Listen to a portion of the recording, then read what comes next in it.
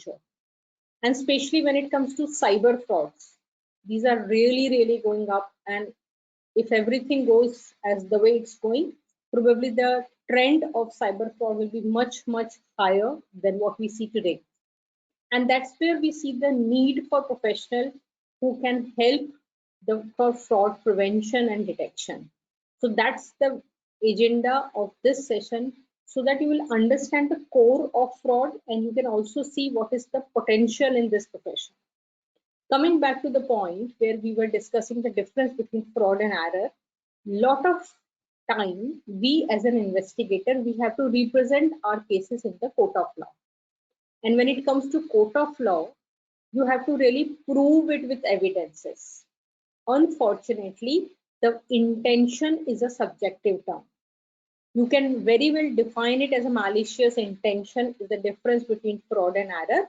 But if you have to prove it in the court of law, trust me, it is very difficult to prove whether somebody had a malicious intention or not. Let me ask a quick question. Let's say I've joined a bank today as a new joiner. I was supposed to credit A's account by 5 lakh. I credited B's account by 5 lakh rupees. If you ask me why you did it, I'm gonna say it was an error. I'm a new joinee. Can somebody tell me how will you prove whether it was fraud or error?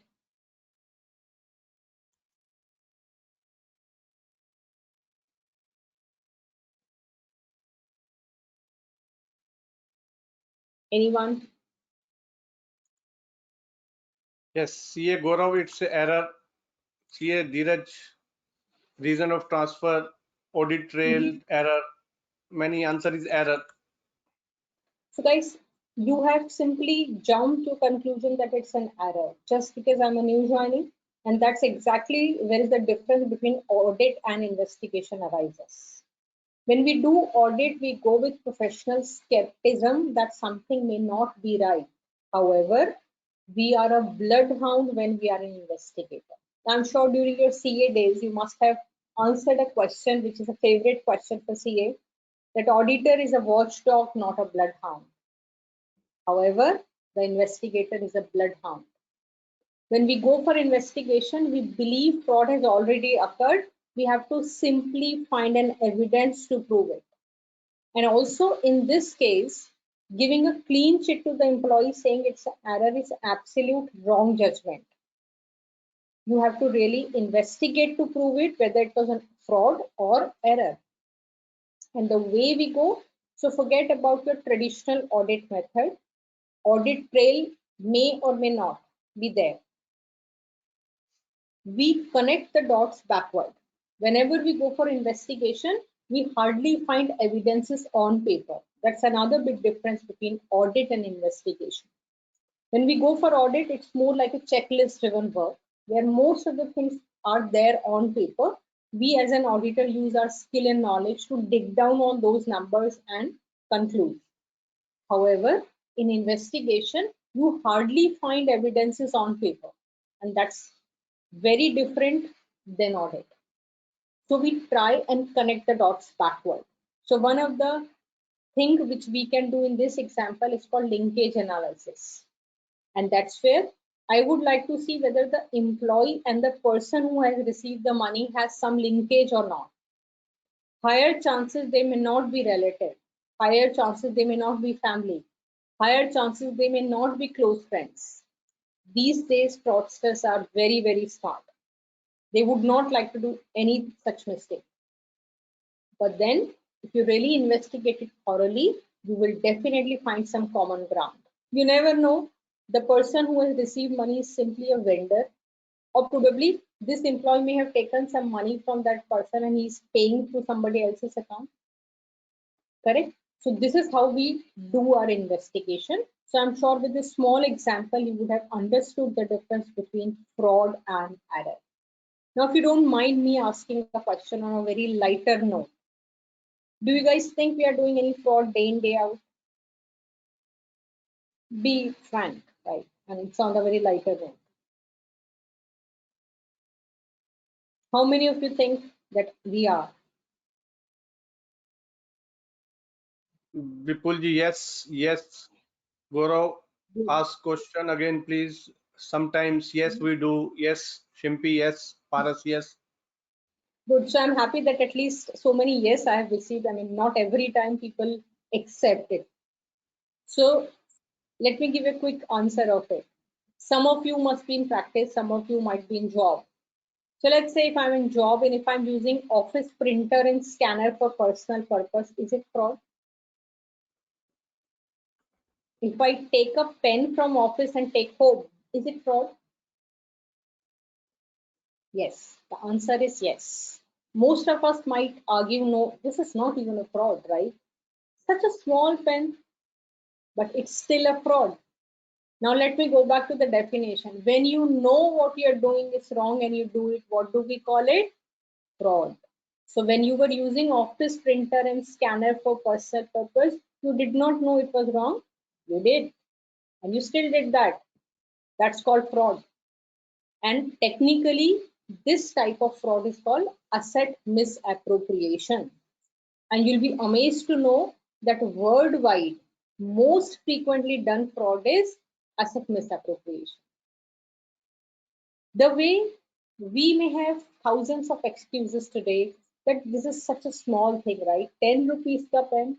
The company is too big. What difference will it make if I do one printout from the company? Thousands of excuses. Some excuses could also be company anyways doesn't pay us salary. At least we can do this much, right? Some might say it's our right. We work here. We don't get time to go out and buy. All these are justifications, but fraud remains fraud. The way we think that is a small moral issue, probably the big fraudster might also be thinking similar way. If you ask, let's say, uh, infamous people like Nirav Modi, why you would have done it? He was anyways a famous guy, a rich guy. What was the need to do this? Probably he may also have similar justifications. Every fraudster has a justification, right? Now, once we understood the basic difference between fraud and error, let's try and understand what is the modus operandi of fraud. We call it fraud triangle.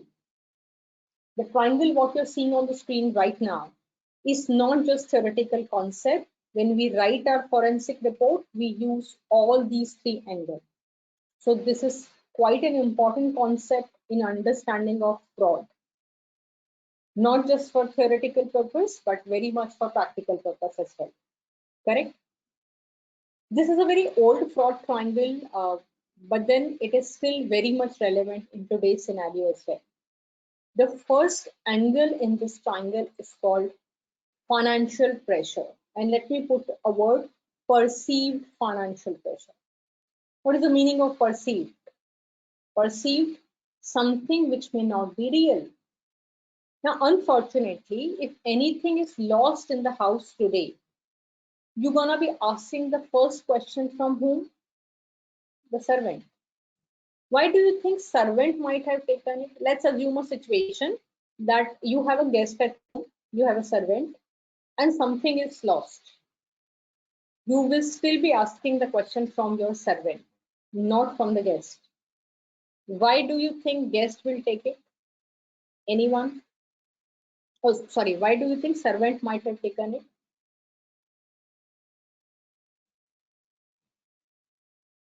Anyone? Quickly.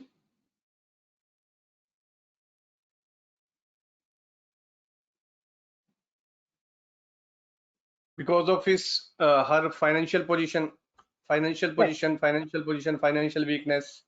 Correct. He So has the most of the opportunity. people What might you? think, Yes.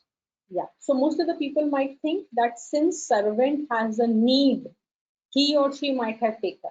Now that's exactly where we go wrong. Now go back to our basic example of pen.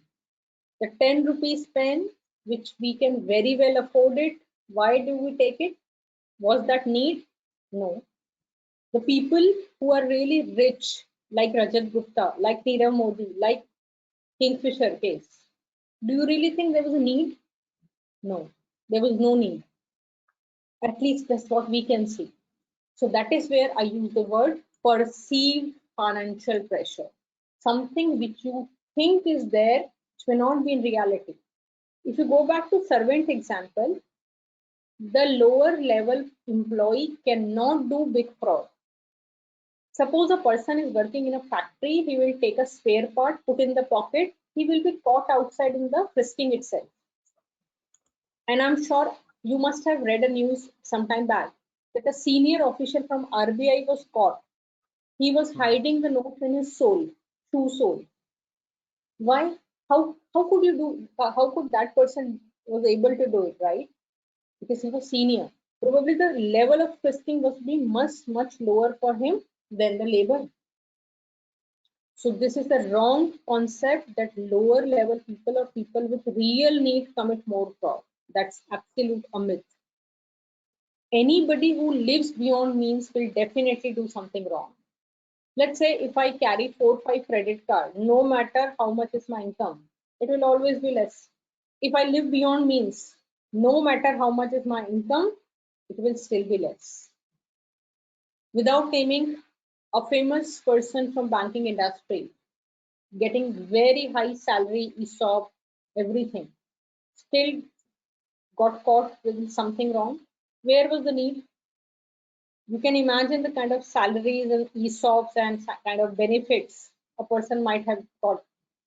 Where was the need, right? So that's where the first angle comes into picture, perceived financial pressure.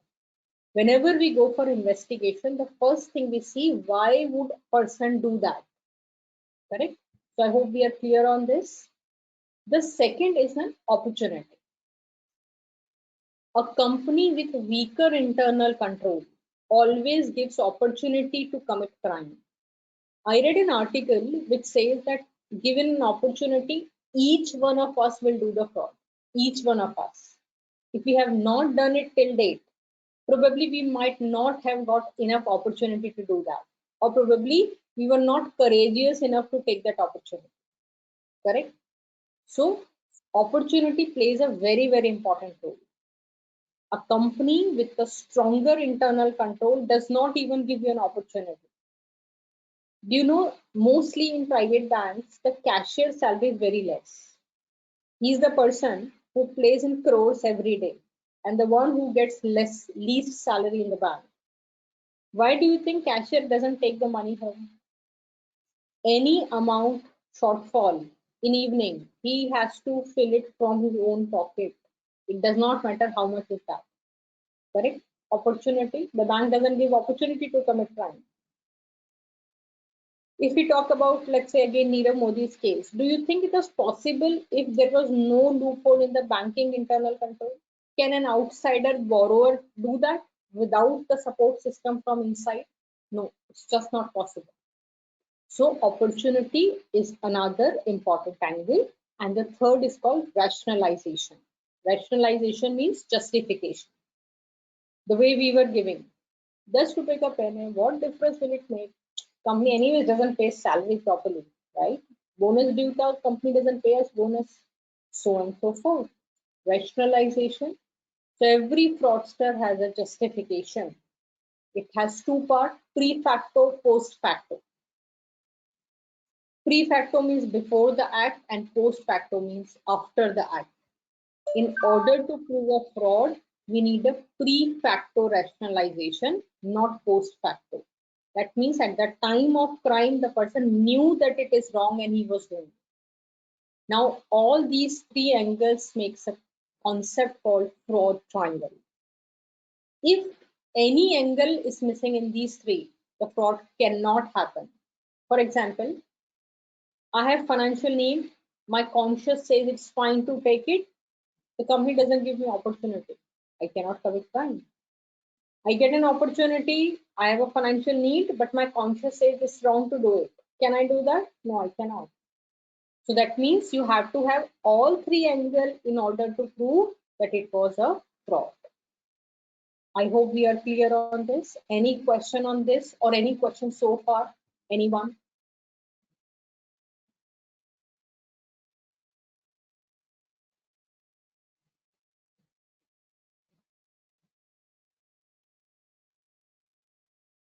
Not right now. No questions? Not yet. Great. Great. So let's move forward and understand a little bit more about it. Most of you are chartered accountants, so I'm sure some of you might also be already be involved in this, or some of you might have been thinking about it. Uh, in fact, if you are aware of ICI, does the same program called FAFT in forensics. And people who are in practice, something might interest you that every single bank, be it private, be it public, has empanelment for forensic auditors. It's mandatory for the banks to have empanelment of forensic auditors now, and not just the banks. The other agencies who are hiring CA firms for forensic would include SFIO, Serious Fraud Investigation Office, CBI, Police Department sometimes, the government agencies. So lot of companies like Housing Board, etc., keep hiring forensic auditor on their empanelment. So you can imagine the need. Sky is the limit when it comes to this profession. Now, since again, we all of are chartered accountant, most of us, so I'm sure one thing which really interests us is that how much efforts we are putting and how much we're gonna get in return, right? So we are very good with numbers. The first thing we would like to calculate is ROI. How much is the return on investment? So guys, I've been into this profession since long now, right? So I'm not into traditional practice like audit and taxation. With my own experience, I can say the ROI is much beyond what you can think of. I'm sure you some of you might have done audits, and I'm sure you may have experienced that you have to really chase your client to get the money back, the audit fees, and for other services as well. The difference between those services and here is that fraud is a pain area. The client is running after you, you are not running after the client. Now that's the core difference. For audit, there are certain rules, though ICI has prescribed the fees there as well, but for forensic, there is no prescribed fee. It is entirely up to how much you ask for it, how much a client can pay for it, and how much is the work. So there is no standard globally that this much you have to, charge, and so on. So fraud is something which is a pain area. And when it is a pain area, the client wants to get rid of it. And when the client wants to get rid of it, it's an opportunity for you, professional opportunity, right? So forensic audit is something where I see a lot of potential for chartered accountants, especially people who are non-chartered accountant in the group right now would know that similar thing can also be done. They can also do it. They don't call it forensic audit, but that's simply called fraud investigation. So let me, describe the difference between forensic audit and fraud investigation now. So guys, forensics means litigation supported. Whenever we do something for court of law, we call it forensic audit. It does not matter when the case will be filed. Today, tomorrow, after 5 years, after 10 years, after 50 years. But if the intent was to take it to the court, it is forensic audit. The forensic accounting is a substream of forensic audit. We do forensic accounting and then we do forensic audit. The fraud investigation may or may not end up in the court. There are a lot of private investigations where the client says that we want to investigate, but then we will not go to the court. It is for internal purpose. So this is not forensic audit. This is fraud investigation, right? So anything which is for court of law or for litigation purpose, we call it forensic audit. The another difference between fraud examination or fraud investigation and forensic is that forensic audit can only be done by chartered accountant. So if we talk about India, it has to be chartered accountant. If we talk about globally, they are called CPAs, Certified Public Accounting. But the similar kind of profile has to be there. So you have to be an accountant in order to do forensic audit. However, fraud investigation can be done by anyone who has interest, a skill set and experience in the similar. So that's the difference between forensic audit and fraud investigation. The another question which we generally get, what is the difference between audit and fraud examination? So most of the time, since I'm very regular with ICAI, where I am doing these kind of fraud trainings for Institute of Chartered Accountants of India. So most of the time when I ask these questions from CAs, I get an answer that forensic audit is an extended audit, which is an absolute wrong answer. So let's call them apple and orange. These are two different things. Do not ever try to club them. It is not extended audit at all. The only benefit your number knowledge will be that when you go for financial fraud investigation, your financial knowledge will come into picture. Otherwise, it's a very different profession than audit, right? So let me give you a snapshot, the difference between audit and fraud examination. Quickly go through these and let me know if you have any question here. These are some basic difference between auditing and fraud examination. So I'm here waiting for your questions.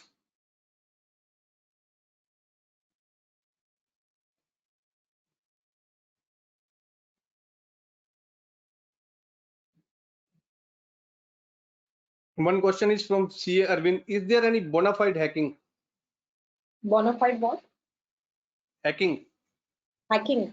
I'll come to that. We'll talk about cyber in a while. We call it ethical hacking. Yes, we can do that. What are the options to get fraud investigation audits? I'll come to that point as well. Okay, then another query Any from question on the screen, guys? Right now, what you see on the screen, these questions I have thought about it, so I'm going to answer those questions anyways. Guys, any question on the screen right now? What you see? The relationship point. Non-adversarial. So in audit, we don't have to justify anything with evidences. We don't need to prove it anything in court of law. However, in fraud examination, many times we have to prove it. So evidence plays very important role when it comes to fraud examination. So What is broadly, sorry. What is affix blame? Affix blame means, as I said, auditor is a watchdog and investigator is a bloodhound. So auditor goes with a professional skepticism that something may not be right and they give their opinion. An investigator says this is done by this person with evidences. However, we don't name a person directly, but the way we present our evidences, it is self-explanatory that I'm affixing blame. So we work on evidences to prove. That's the difference. What are fraud examination techniques? There are a lot of techniques, though we cannot touch all those techniques in this session, but we use interviewing technique, we use digital forensics, we use covert examination, we use a lot of other techniques, mystery shopping. Forensic audit can be done by CAs only. It's backed by law or just a practice? No, so the way the audits, the start audits are done by chartered accountant, they have to put their rubber stamp, almost similar. So mostly in most of the countries, accountants are doing it. But fraud investigation can be done by anyone. You don't need to be chartered accountant for it. When specifically your requirements, it has to be forensic audit, then a CA might come into picture. Okay. Fraud examination techniques and tools. I just described, and this is a very detailed part of it. So even if I start describing now, we need another 2-3 days, full day session to talk about it. So there are a lot of tools. No issue. Yes, carry on. So I think broadly we have understood the difference between audit and fraud investigation. Now, how we go about forensic accounting? We plan, we do the accounting, auditing, and investigation, and then we do report. So report, forensic audit report is the moral of the story of our profession in investigation, and the crispier, the nice report you create, this is where I would call you successful in this profession. The better report you write, the better you are in this profession, right? And many times the user may not call you, they only see your report. Your report should be such a crisp, nice report that it should reflect who you are as a professional, right? So it's a very, very important part of our profession. Now I directly move to this segment. We call it forensic audit tools. Again, so cyber forensics, digital forensics is a very, very vast field. I can only touch the tip of the iceberg. I'll just give you a broad outline as to what it is, right? So I'll start with the basic thing of it. Can anybody from the group tell me the difference between structured data and unstructured data? Just to give you reference, guys, I'm more specialized into digital forensics. So in investigation also, there are a lot of fields.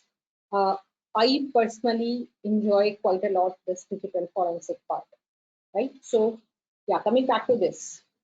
Can anybody tell me the difference between structured data and unstructured data? Even the picture says quite a lot.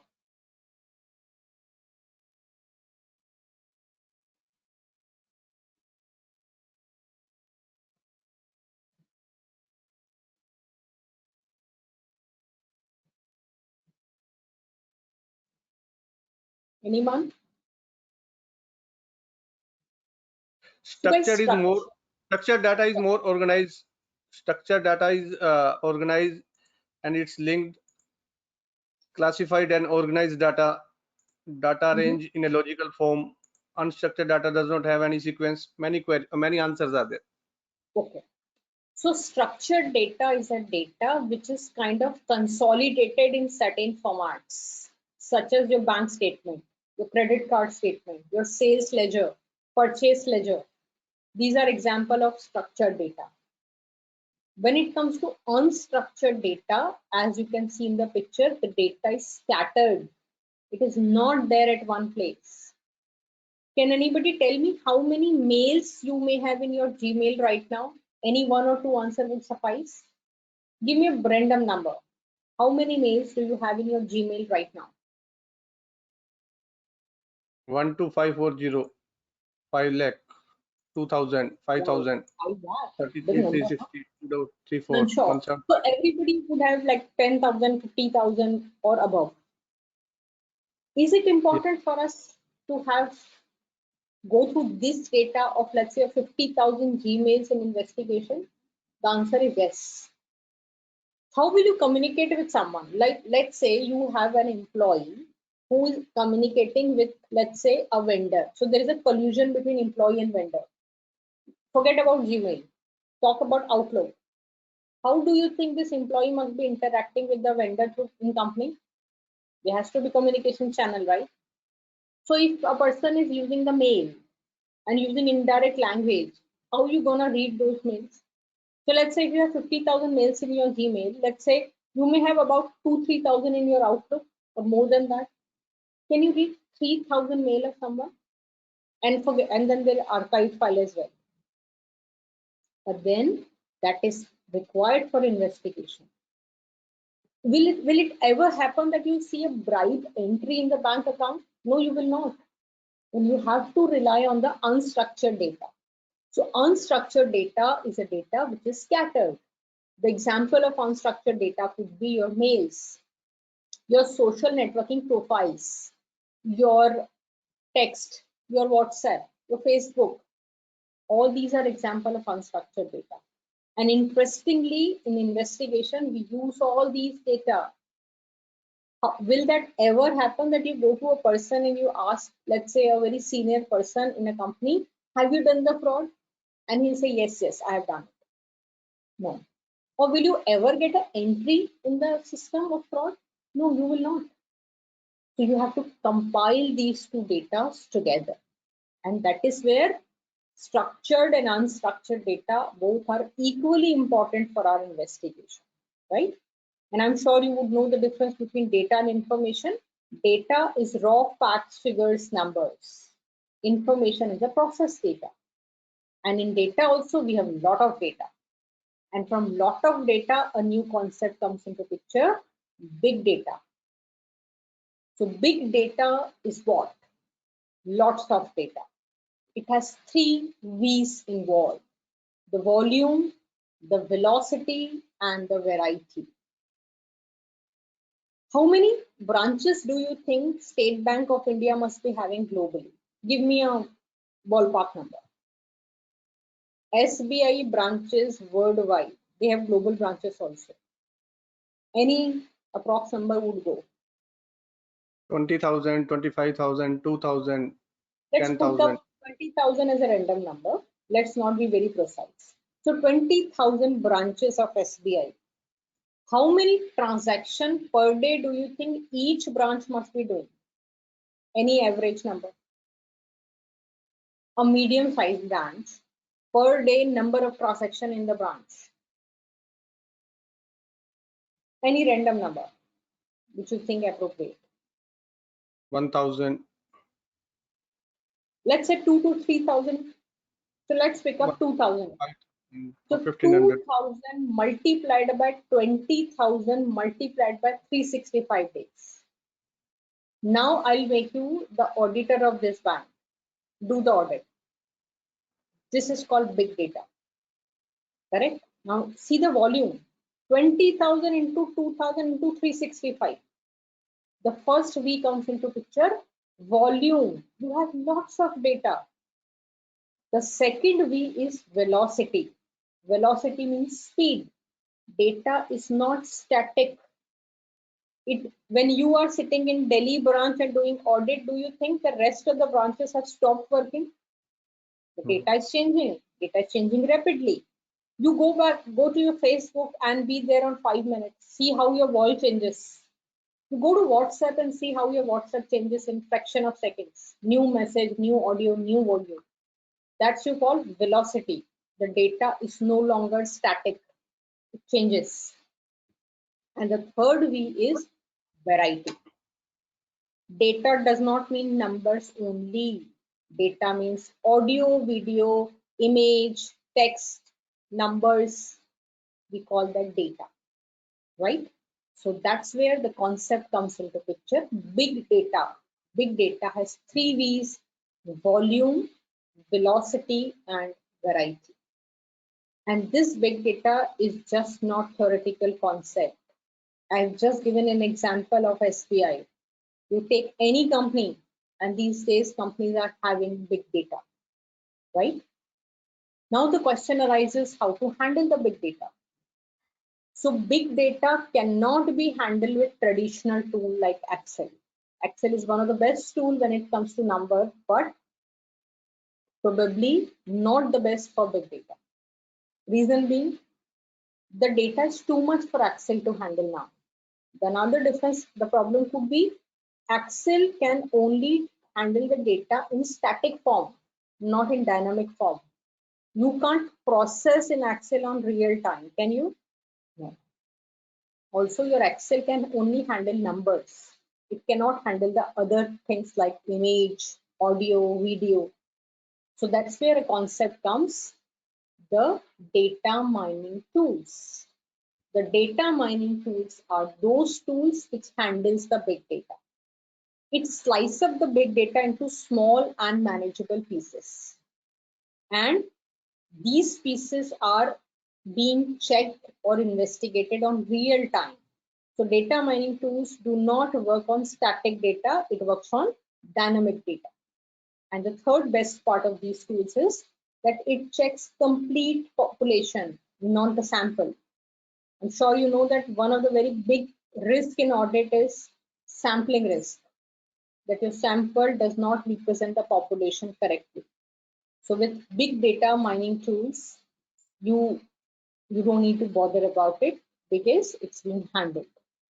There are a lot of data mining tools available in the market like IDEA, SAS, a lot of inbuilt tools which companies are using. Now, if you have any question as to which tool is best or which tool you should buy, my answer is that there is nothing called the best tool. Entirely depends your need. My personal suggestion is that do not invest in a very hi-fi software in the beginning like SAS. One, these are very expensive. Secondly, you will not be utilizing it. One, you don't know how to use it. Second, you don't have this much of data to handle. So unnecessary, don't invest in those software. Rather, go by the capabilities and go by your need as what you have to process. Most of the big companies have their inbuilt data mining tools. So if you're working for a company, then you don't need to worry about it. If you are into practice, then see how much you have, how much work you have, how much processing is required, and then invest in the software. Just to give you background, that C Institute has created a software lab in Noida Sector 62. And anybody who wants to get hands-on on the software can definitely go there and do that. So rather than you investing in the software, first go hands-on. You know, these are tool end of the day. The more you use, the better you get, right? So it was just a flare of what is data. Now, if I talk about what is digital forensics, can anybody define what is digital forensics? Heard about it? Anyone?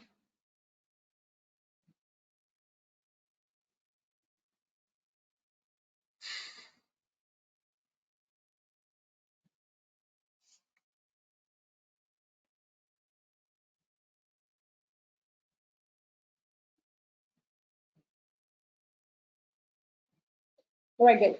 So digital No. forensics means, yeah, sorry. Extracting information from digital devices, forensic data stored in digital media, forensic data No, aspects a no. So system. I think system forensic audit, no. So digital I'm afraid transaction. none of the answer is right. Mhm. The digital forensics means retrieving the permanently deleted files. There are two words, digital investigation and digital forensics. The digital forensics means retrieving the data which is permanently deleted. And here I'm not talking about recycle bin. It's permanently deleted. It can still be recovered. This is also called e-discovery. Digital investigation means investigation of digital data which is stored in any digital device like your phone, tab, laptop, and so on. So that's the difference between digital forensics and digital investigation, right? So by now we have discussed about the concept of fraud and error. We have understood why people commit crime. We also understood the concept of forensic audit. And then finally, we understood the digital forensics.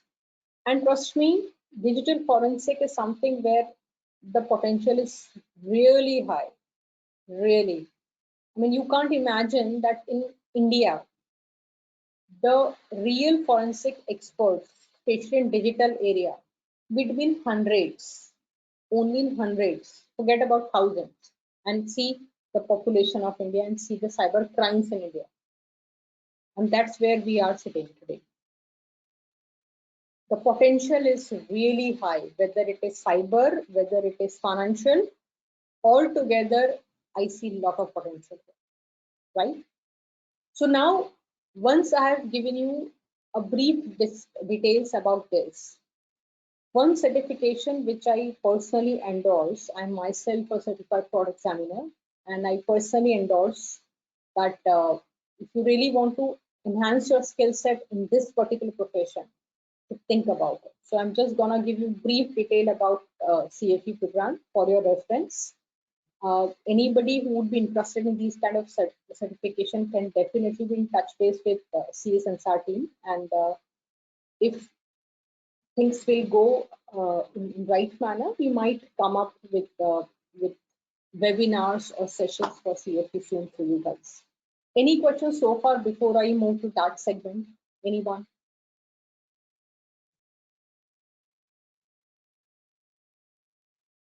I'm waiting, guys.